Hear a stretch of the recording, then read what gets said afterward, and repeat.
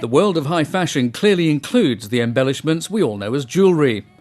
In many cases, it's the jewels themselves which take centre stage in the fashion stakes. And of course, finely crafted jewels have been coveted possessions for millennia. But what does it take to make a fine jewel? And what sort of person spends a lifetime's dedication striving to produce the best?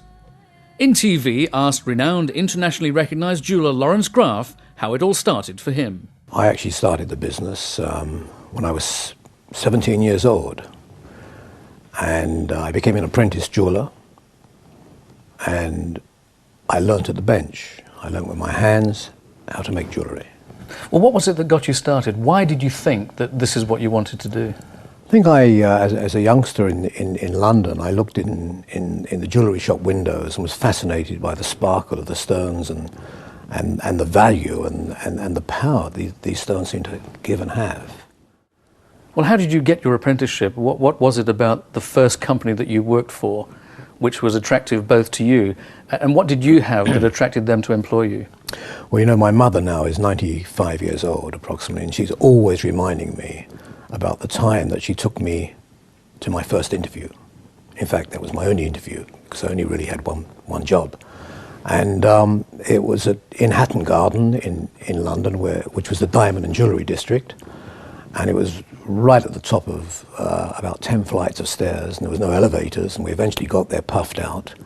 And I sat down with the owner of the workshop, who was wearing a white overall and very fine-looking gentleman, and he took me into the workshop, and I saw people sitting at a bench very close to each other.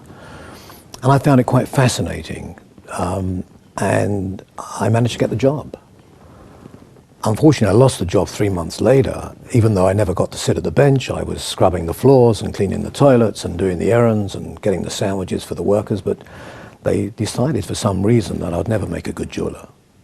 So I left. And what happened then? You then I became an apprentice to another small company.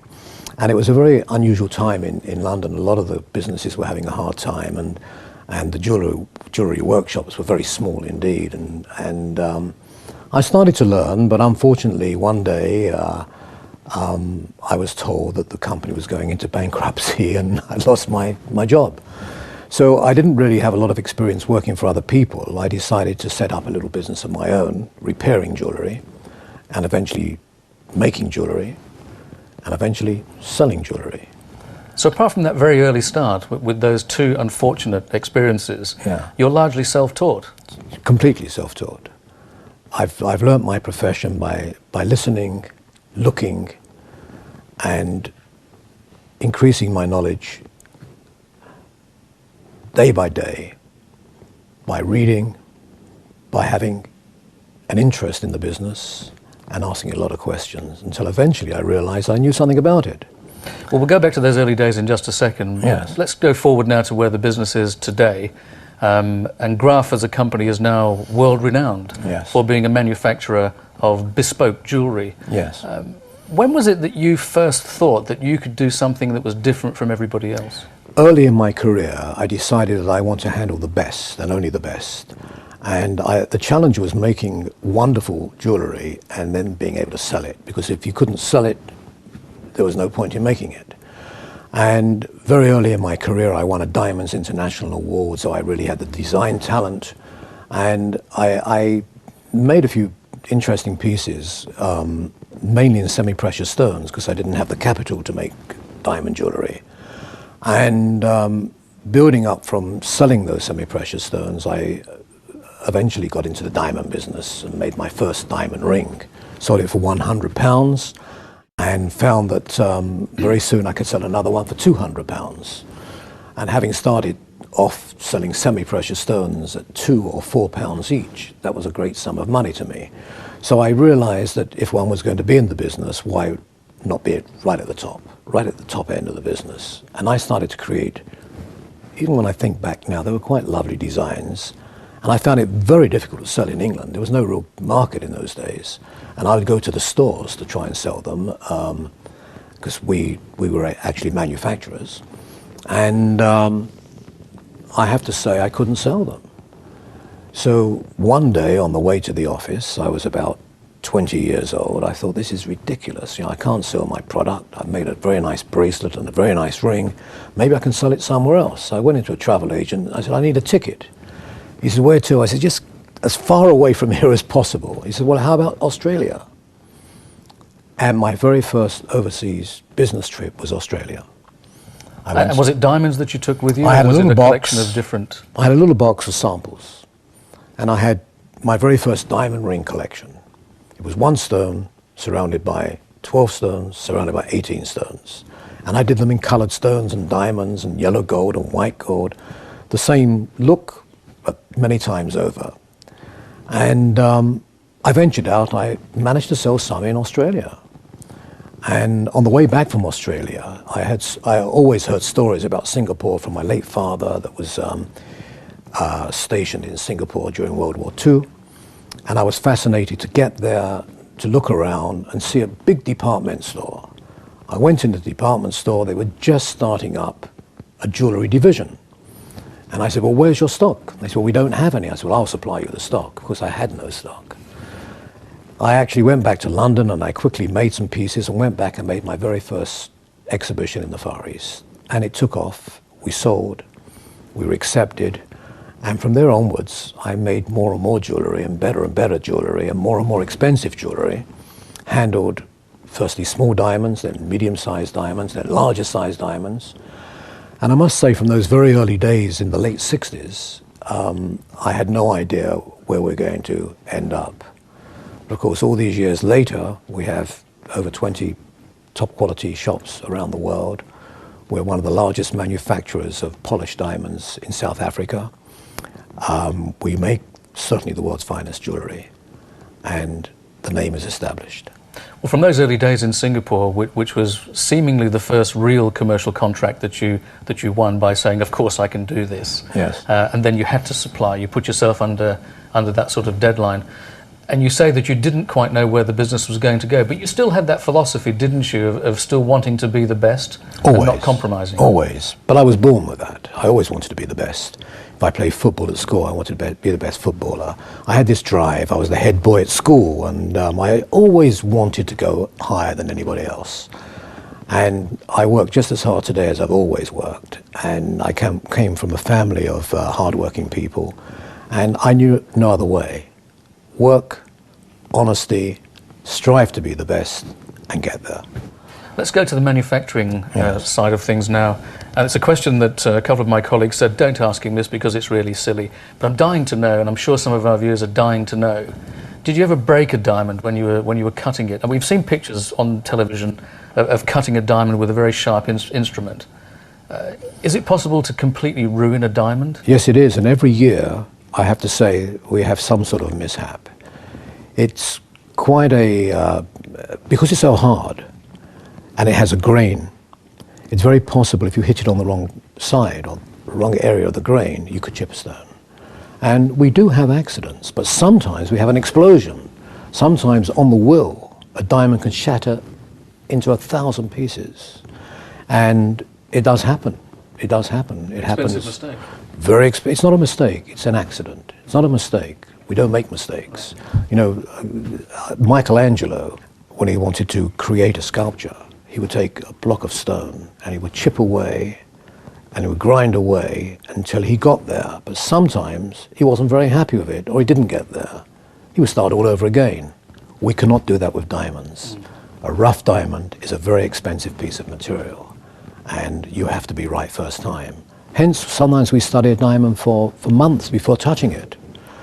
It's been known that we've studied a diamond for a year before touching it. Just to make sure you get everything. That we know exactly what to do with it. We study it from every angle. We look through our microscope and our loops, and it's if you have a piece of diamond which costs some millions, and you're going to start chipping it away and fashion a beautiful model stone, You've got to get it just right. There's no second chance. Well, we're going to have a look at that manufacturing side in just a few minutes. Right. Let's go back again to your business, the way it stands today. Right. It is a unique business, isn't it? Because you're not a middleman. You don't buy and sell for other people. You start the process right from the very beginning. Can you tell us something about how you go about doing that? Yes, we are a vertically integrated operation. We start right from the mines in South Africa and in other countries too. We are allocated through the Central Selling Organization a quantity of diamonds every month, 10 times a year, and we produce some hundreds of thousands of carats of large quality diamonds every year, which is the largest production in the world, I would say. From that production, the very, very best stones are brought to London to our jewellery workshops, where we design and create what we consider the most beautiful jewels in the world. And other stones, which don't quite come up to that standard, we wholesale through our wholesale division to more junior jewelers of the world. And we're always seeking more rough to polish and more designs to create. But London is the hub. Everything comes into London.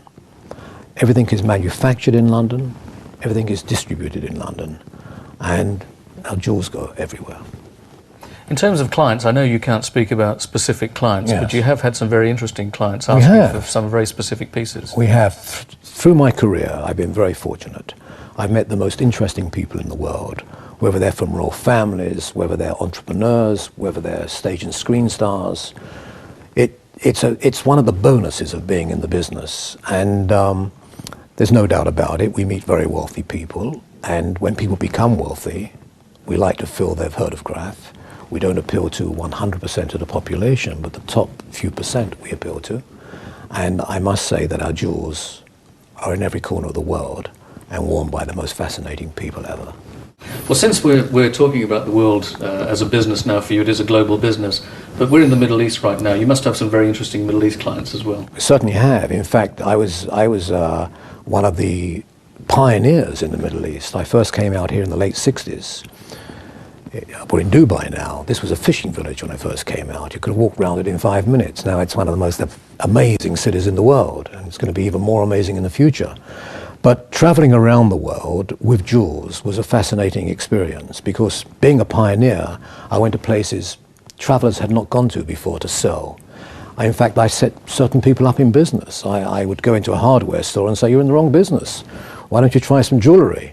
And some entrepreneurial thinking people in fact did that and ended up in business in quite a big way today. But the main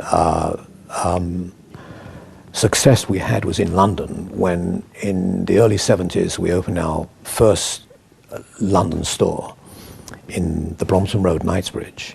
And when the Middle Eastern people ventured to London, and they always had an English background from education and the occupation of the English during a long period, it was a natural thing for them to do. They spoke English, and when they saw beautiful pieces, they had the money to buy them. And that was the beginning of the jewellery industry as we know it today. It became much more affluent. Before then, there were very few jewellers, very small diamonds. Because of the wealth coming into the market, we were able to explore and produce and find great things for these people. And I must say, some of the great treasure of jewellery is out here today. Well, you mentioned Dubai earlier, and you mentioned your beginnings at retailing as well in London. But now you have retail outlets outside of London. We have retail outlets all over the world, yes. I think we have a main flagship store here, and we have at least 5 other areas where Graff jewellery is sold in Dubai, and maybe more in the future. And it appeals to an international clientele. It's not now just the local clientele, as it was originally. You have a host of international visitors, and we find our jewels go very often to the countries where we have shops, where we're known, and those people, when they're in Dubai, see the name and buy a little bit more. But what we are proud about is our design and our quality. That is foremost. And with that quality and that design, we like to feel that we're up there, maybe the top of the tree. And I know that our clients and new clients that come along see the difference. Well, it seems that the company's strategy has been to be the best, to strive to always be the best, and to make sure that you can retail and look after your products and also your clients. There must be some sort of after-sales service. I mean, can clients talk to you afterwards? I've often wondered, you know, when you buy something as expensive as a piece of jewellery, is there a feeling that it's like buying a car and the workshop's around the back, or can people contact you again? How do they keep a relationship with you? High-quality jewellery is a personal business, there is no doubt about it. Even though today we consider ourselves a brand and we have salespeople all over the world selling our jewellery, I'm behind it all the way. And I know a lot of the clients, and over the years I've become friends with a lot of the clients. And now it's second generation. I find that my son is becoming friends with a lot of the clients, and we like to feel that we're a family. It's a family business, and people that enter into our stores become part of our family. They buy what we love. We love our jewels like we love our children. They are very, very special to us, and we strive to give the best. And after all, a jewel is forever. Indeed. There was one last question, and that is that the strategy of your company that you had no idea about in those early days in Singapore, do you have a strategy for the future? I always say we're just beginning. We've got a long way to go. Not a bad start. Absolutely. Mr. Graff, thank you very much indeed. Thank you very much.